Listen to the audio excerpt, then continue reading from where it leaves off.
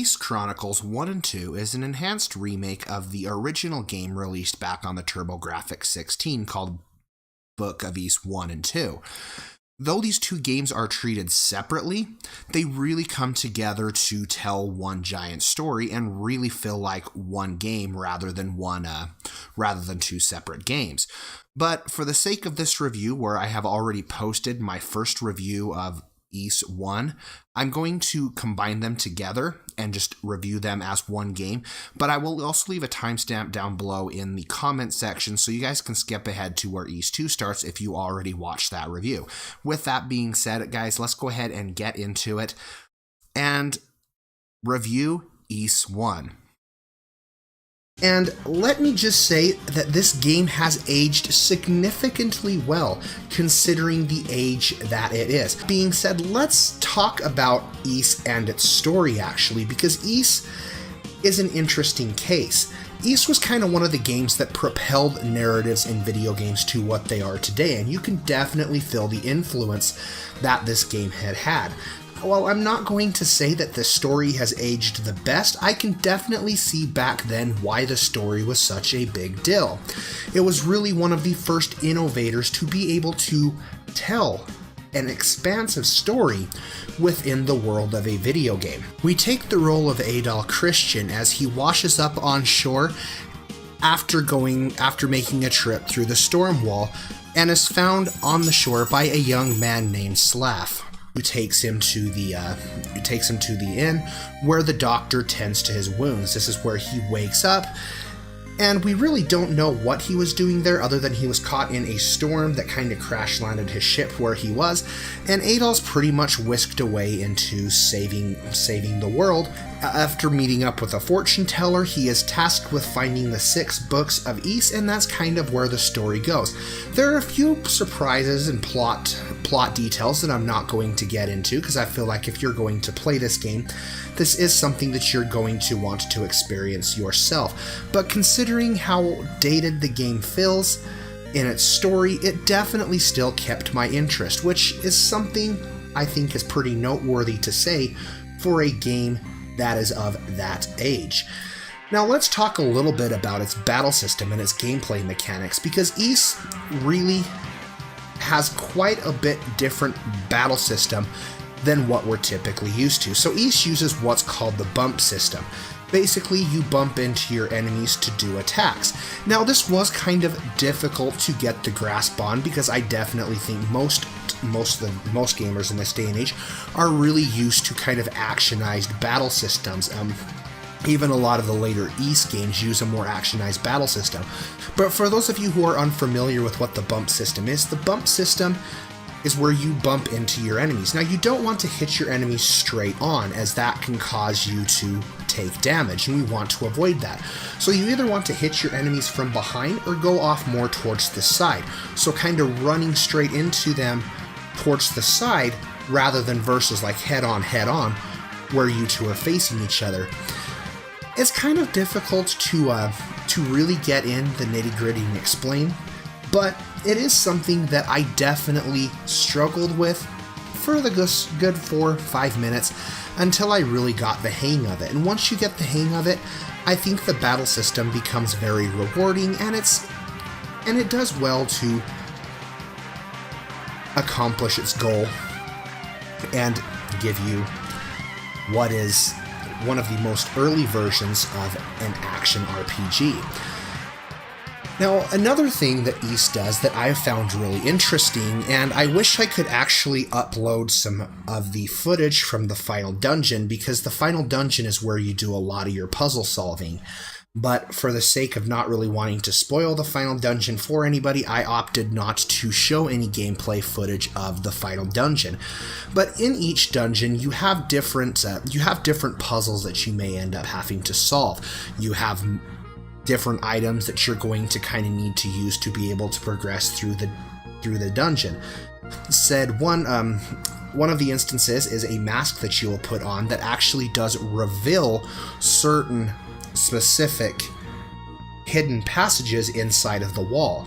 The one drawback to having this mask equipped is it kind of voids of all color, so you can't actually see your enemies, so this is something that you're going to want to use sparingly.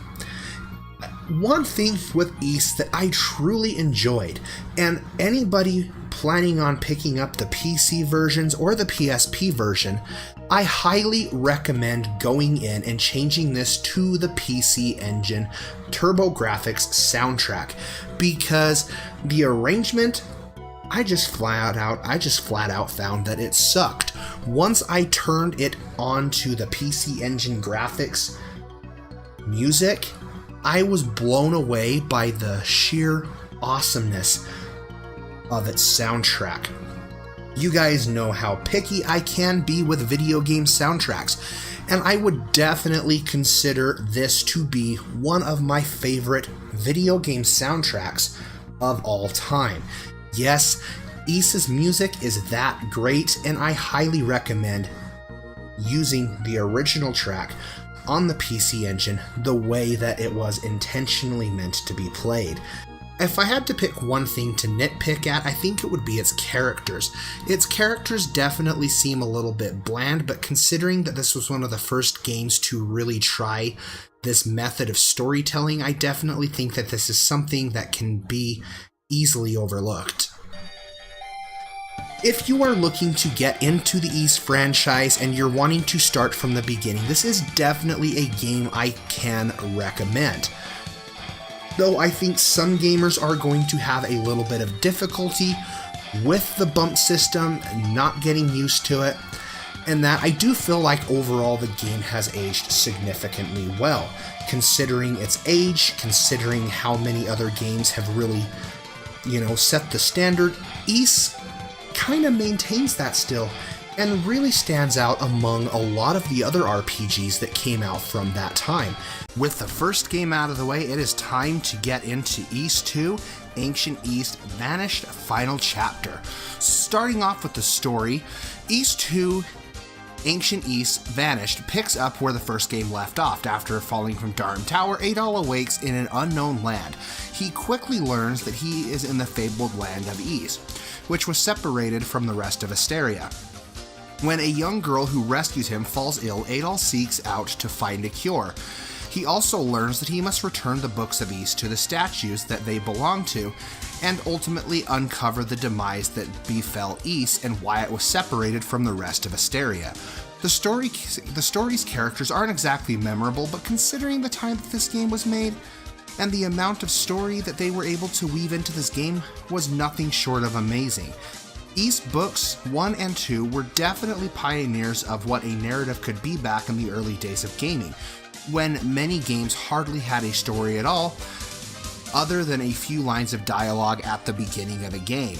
Gameplay-wise, it doesn't change up much, but Ys 2 builds upon the gameplay established in the first game in a variety of different ways.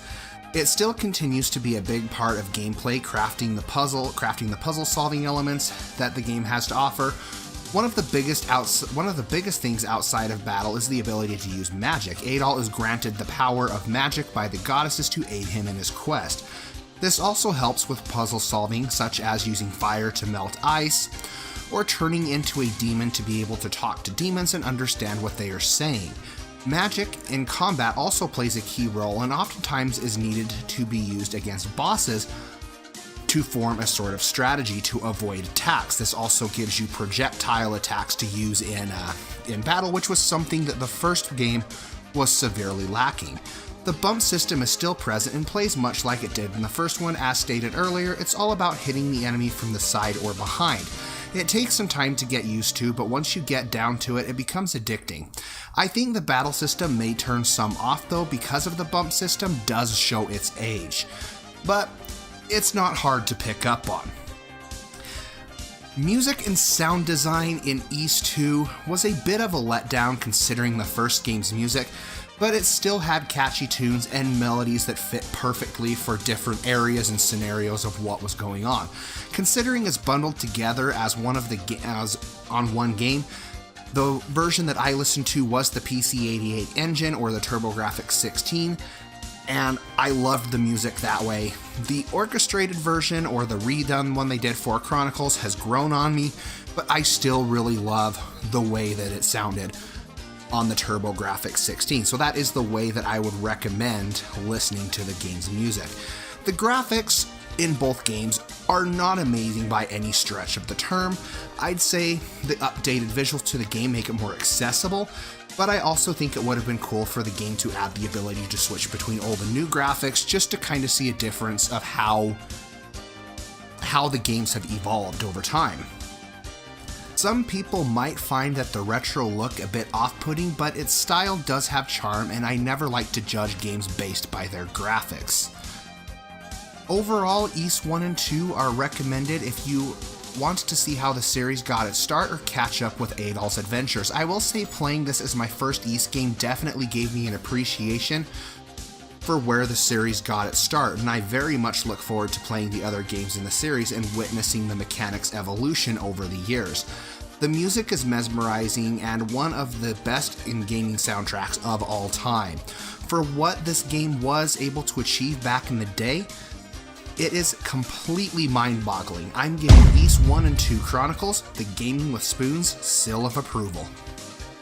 Thank you for tuning in to my Ys 1 and 2 Chronicles review. If you haven't already, go ahead and hit subscribe there for me to keep up to date with all of my content, and check out my next review, which is going to be Trails of Cold Steel, another Falcom title. And follow me on Facebook and Twitter, links down below in that description box, and most importantly, stay happy, be happy, game happy. Spoons is checking out.